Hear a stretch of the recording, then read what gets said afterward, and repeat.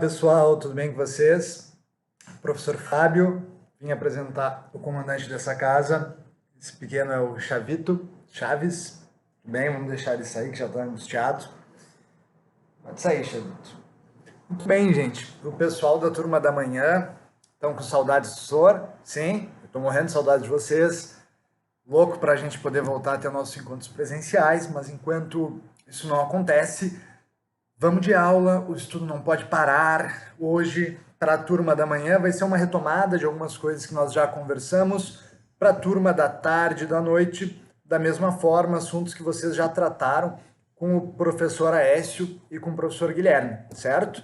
Então a gente vai trabalhar, gente, aqui a aula 1, tá? De qualquer curso de história que vocês tenham, sempre a gente vai começar pelo período da pré-história. Tranquilos? Gente, o que eu tenho que entender? Em primeiro lugar, ponto de partida, conceito. O que, afinal de contas, significa pré-história?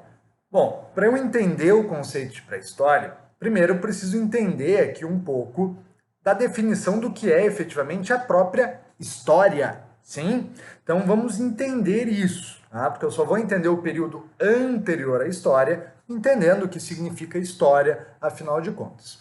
Muito bem, gente. A noção de história que vocês aprendem no colégio, lá na 7ª série, com o professor Juarez, lembra do professor Juarez da 7ª série? Ele dizia uma frase para vocês que ficou um pouco grudada na cabeça dos alunos. É bem interessante que a gente nunca esquece isso.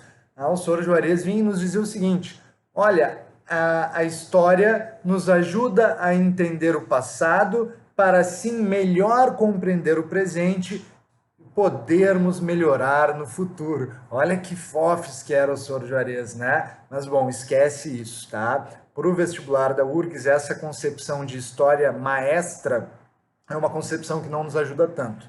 Eu quero que vocês lembrem o conceito de história sendo a ciência que estuda as ações do homem no tempo e no espaço. Então esse é o nosso conceito. A história é aquela área do conhecimento que se debruça sobre as ações do homem num determinado tempo e numa determinada região. Bom, gente, se nós sabemos que no período pré-histórico nós já temos homens, nós também entendemos que lá já haviam ações. Logo, como que a gente entende pré-história dentro desse conceito? Isso é muito interessante, porque na verdade há uma mudança conceitual dentro desse termo, dentro dessa terminologia. Durante muito tempo, sobretudo a partir dos positivistas, que davam uma grande importância à escrita, se aceitava como consenso, de certa forma, que durante o período pré-histórico, como não havia a escrita, também não haveria história, perfeito? Daí a ideia de anterior à história ou período pré-histórico. Mas atualmente nós temos visto uma mudança importante dentro dessa interpretação. Na verdade, já tem muitos historiadores que abandonam o uso do termo e passam a utilizar a expressão pré-literário, período pré-literário, não período pré-histórico, certo? Então, dentro dessa visão, nós entendemos que o período pré-literário, ele vai desde o desenvolvimento e surgimento dos primeiros hominídeos até o surgimento da escrita, que vai acontecer mais ou menos há 4.000 anos antes de Cristo, certo, gente? Então, como conceito, a pré-história é o lugar de evolução do ser humano. O senhor botou aqui para vocês. É aqui que a gente tem um grande processo evolutivo, um grande processo de maturação do desenvolvimento humano. E essa evolução, meus queridos, a gente tem que entender sempre em duas gavetinhas, tá? Sempre em dois braços juntos, inseparáveis, que é uma evolução biológica e uma evolução cultural. É o desenvolvimento biológico do ser humano, tornar-se bípede, postura ereta, desenvolvimento do telencéfalo, polegar opositor, o osso da hiloide. Essas características biológicas irão capacitar o ser humano para o seu desenvolvimento cultural, seja ele na produção de ferramentas, aí é fundamental a existência do polegar opositor, seja no próprio desenvolvimento da fala, da onde o osso da hiloide tem um papel fundamental. Então vejam, evolução biológica e evolução cultural, elas estão caminhando juntas. A cultura é possibilitada por um aparato físico que o ser humano desenvolveu. Show de bola? Foi pro coração? Muito bem. Galera, um papo reto que a gente tem que ter aqui, que vai servir para aulas de pré-história, mas para todas as outras aulas de vocês.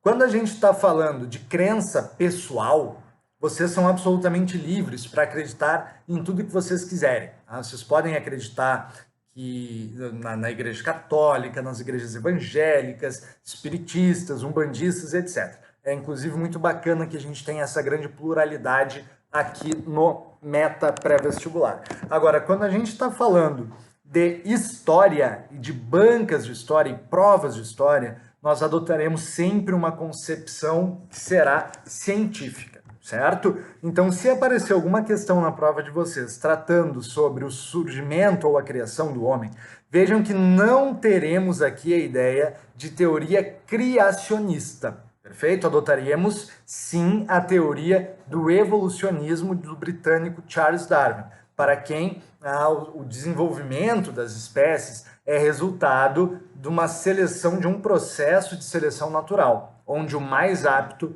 sobrevive, perfeito? Então, dentro do vestibular da URGS e do Enem, nós iremos assinalar alternativas que apontem que o surgimento do homem é resultado da evolução, tá? Do evolucionismo. Beleza, gente? Então, vamos lá. Para estudar esse período tão antigo, né? A gente fala aí de um período que vai de 3 milhões de anos antes de Cristo até mais ou menos 4.000 anos, que é quando vai surgir ali a escrita.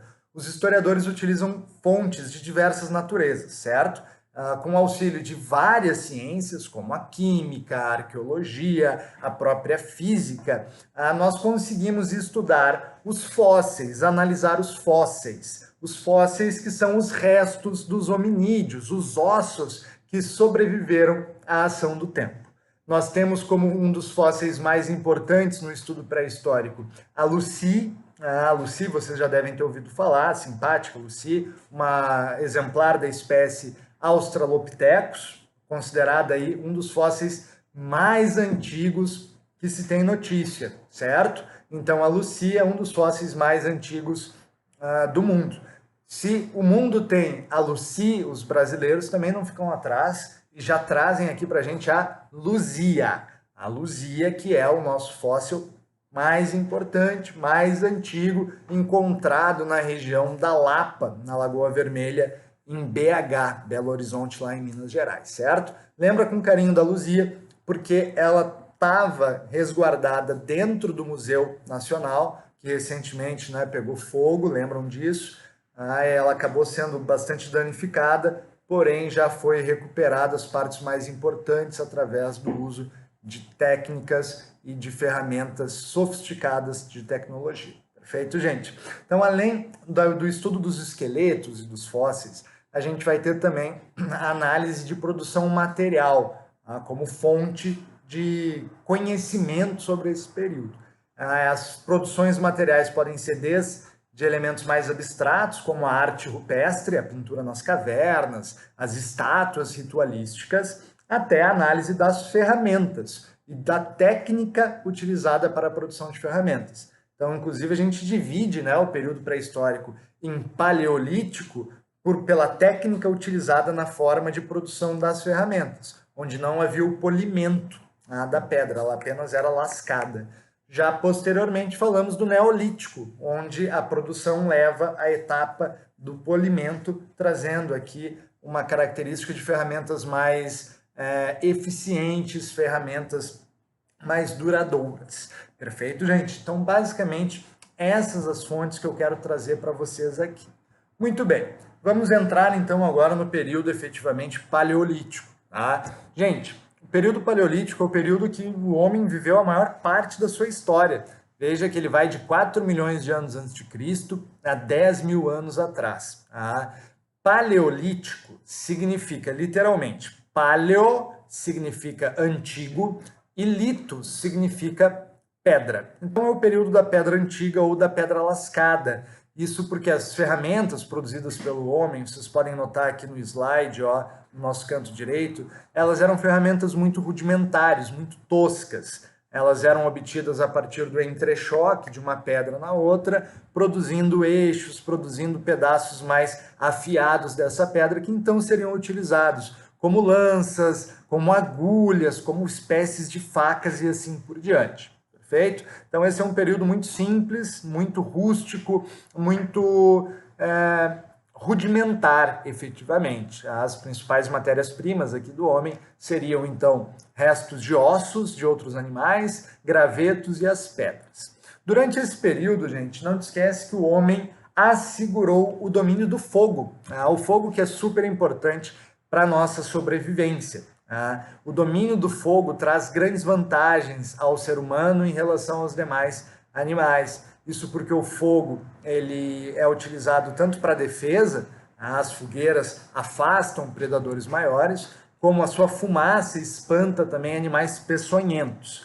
Além disso, o fogo possibilita que o aumento do leque da dieta alimentar do ser humano, possibilitando que a gente passe a se alimentar aí de raízes mais duras, de tubérculos, como a batata ou o aipim, que sem o fogo não poderiam ser consumidos. Até porque a batata, né, para dar um exemplo para vocês, ela possui toxinas enquanto está crua. Então não é saudável tu comer batata crua, criatura, pelo amor de Deus. Não é para comer batata crua.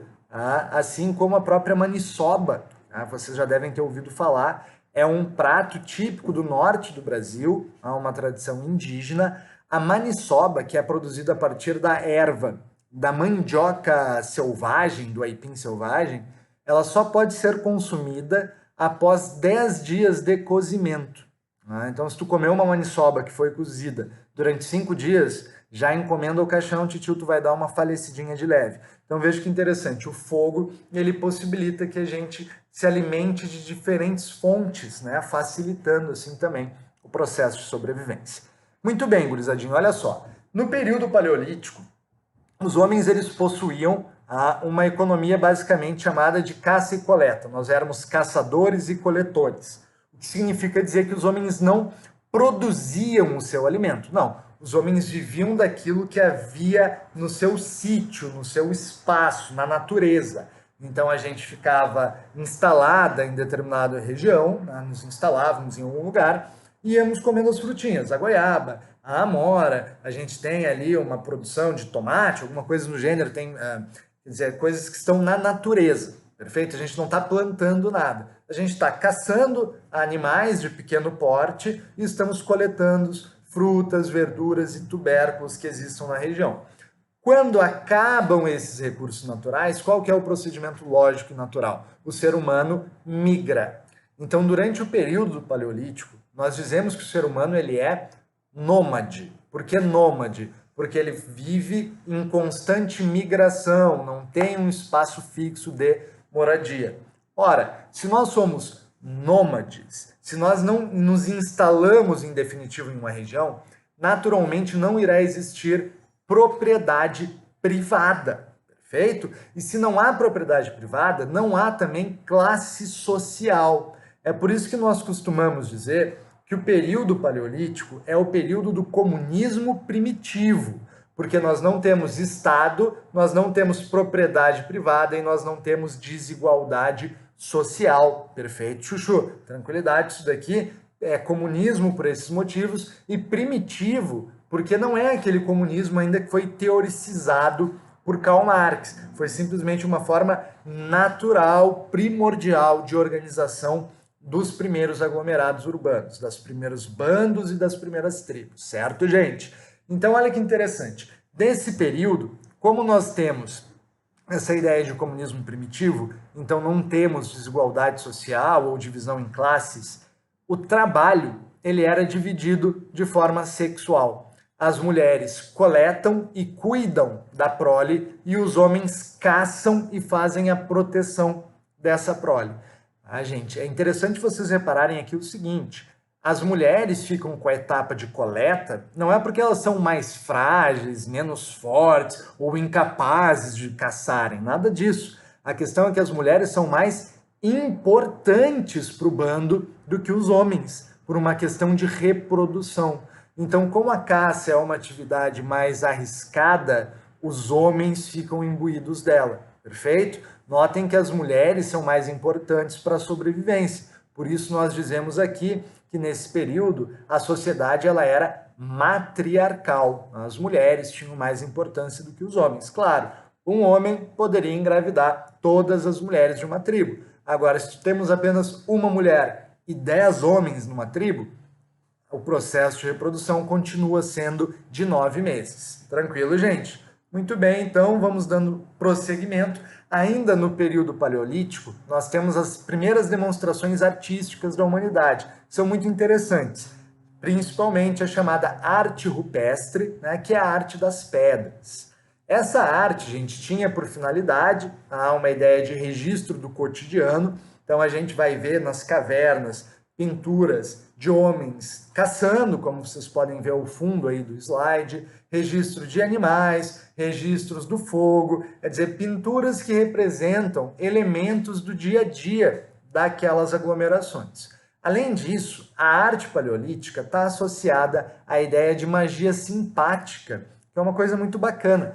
A magia simpática, ela está relacionada à ideia de simpatia, mas não a simpatia aquela do bom dia, boa tarde, boa noite. A simpatia são aquelas mandingas que a gente faz na nossa rotina para buscar aqui receber um favor de Deus, dos deuses, sei lá no que vocês acreditarem.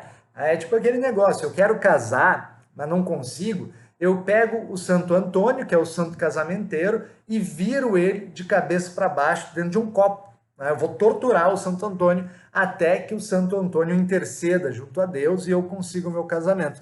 A magia simpática tem essa relação. É a ideia de que a partir de um ato, de um gesto ou de uma pintura no plano material, ou seja, aqui, agora, eu vou conseguir uma intervenção junto a um plano divino. Tranquilo? Então os homens iam lá e pintavam momentos da caça, para dar um exemplo para vocês, e eles esperavam que ao registrar a caça nessa parede, eles obtivessem uma caça mais exitosa. Então essa é a ideia da magia simpática. Nós vamos lembrar aqui da Gruta de Lascaux, que é um monumento, um patrimônio histórico-cultural, onde nós temos mais de 20 mil registros de pinturas paleolíticas. Tá? É uma caverna, então, que fica lá na França. Aqui vocês têm um exemplo de uma das pinturas que nós encontramos na Gruta de Lascaux. Vejam como um elemento interessante que as pernas desses indivíduos elas estão muito exageradas, né? O que representa aí, muito possivelmente, essa importância do período paleolítico de percorrer grandes distâncias, então uma grande força muscular. Galera, uma outra questão interessante da arte paleolítica relacionada à magia simpática é a Vênus de Willendorf, que eu vou mostrar aqui para vocês, vejam que interessante. A Vênus de Willendorf era muito utilizada na realização de rituais de fertilidade e de sobrevivência. Notem que essa é uma estátua que representa uma mulher com as genitálias muito exageradas, muito evidentes. Aqui nós temos a vagina, os seios, o quadril, que ele é muito largo, né? Todos esses elementos relacionados à necessidade de reprodução, de sobrevivência do ser humano. Interessante até vocês lembrarem que essa estátua que eu estou mostrando aqui para vocês, nessa imagem, ela chegou a ser censurada do Facebook por apresentar conteúdo impróprio. Afinal de contas, essa é uma mulher que está desnuda. Isso aconteceu em 2018, o Facebook censurou uma Vênus de Willendorf. Olha que interessante. Muito bem, jovens, para a gente já encaminhar o cerramento, então, da nossa aula, período neolítico, que vai surgir mais ou menos aí em 10 mil anos antes de Cristo. O período neolítico, gente, significa período da pedra nova ou da pedra polida. E ele vai se iniciar que é a partir de uma revolução, a chamada Revolução Agrícola ou Revolução Neolítica. Revolução Neolítica, gente, é o momento em que o homem aprende a domesticar plantas e animais. Então a gente abandona aquela economia de caça e de coleta e passamos a nos tornar produtores de alimentos. O homem aprendeu a plantar, aprendeu a pecuária, aprendeu a cuidar do boizinho, aprendeu a domesticar o cachorro, o lobo, né, que vai se tornar o cachorro. Enfim, Revolução Neolítica é isso, o desenvolvimento da Revolução agrária, perfeito? E a partir do momento que os seres humanos eles passam a produzir o seu próprio alimento, não dependendo apenas daquilo que a natureza está oferecendo no seu entorno, a gente abandona o nomadismo, que é uma política muito perigosa para a sobrevivência, e passamos a nos tornar sedentários, quer dizer, nós ficamos fixos numa região, tranquilo? Então começam a surgir aqui os primeiros aglomerados, tá? Gente, a Revolução Neolítica, ela acontece em todo o mundo, tá? Aconteceu na América, aconteceu na África, aconteceu na Ásia, aconteceu na Europa. Mas ela vai acontecer, em primeiro lugar, na região do Crescente Fértil, que é a região que pega ali o nordeste da África até o Oriente Médio. Uma região semiárida, perfeito, desértica, mas que possuía vários rios no seu entorno, como o Rio Nilo, Tigre, Eufrates, o Rio Hindu, o próprio Rio Jordão.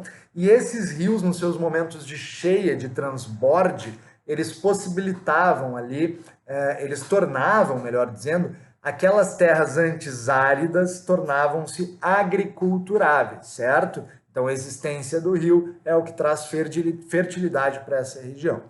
Galera, a partir desse momento a gente passa a ter transformações importantes. Relações de causa e consequência, vejam comigo.